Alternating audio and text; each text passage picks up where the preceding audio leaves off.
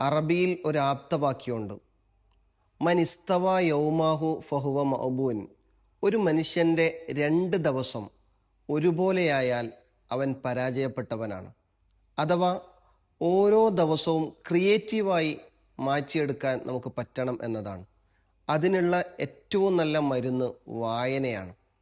നല്ല വായന നടത്തുന്നവൻ്റെ ഓരോ ദിവസവും നല്ല മാറ്റങ്ങളുള്ള ദിവസങ്ങളായിട്ട് മാറും എന്നതിൽ സംശയമില്ല. വായനയിലൂടെ ബുദ്ധിവികാസം ഉണ്ടാവുന്നു, മാനസിക വികാസം ഉണ്ടാവുന്നു, ആരോഗ്യപരമായ മാറ്റത്തിനടക്കം വായന മരുന്നാണ്. UK നടന്നൊരു പ്രൊജക്റ്റ് ഉണ്ട്. റീഡിംഗ് വെൽ എന്നാണ് ആ പ്രൊജക്റ്റിൻ്റെ പേര്.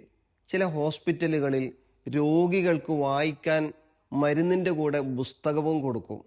അതിലൂടെ നല്ല റിസൾട്ട് ഉണ്ടാക്കിയെടുക്കാൻ പറ്റി എന്നതാണ് പഠനം. നമുക്കും നല്ല വായനയിലൂടെ ജീവിതത്തെ മുന്നോട്ട് കൊണ്ടുപോകാൻ സാധിക്കണം. ഏവർക്കും വായനാ ദിനാശംസകൾ.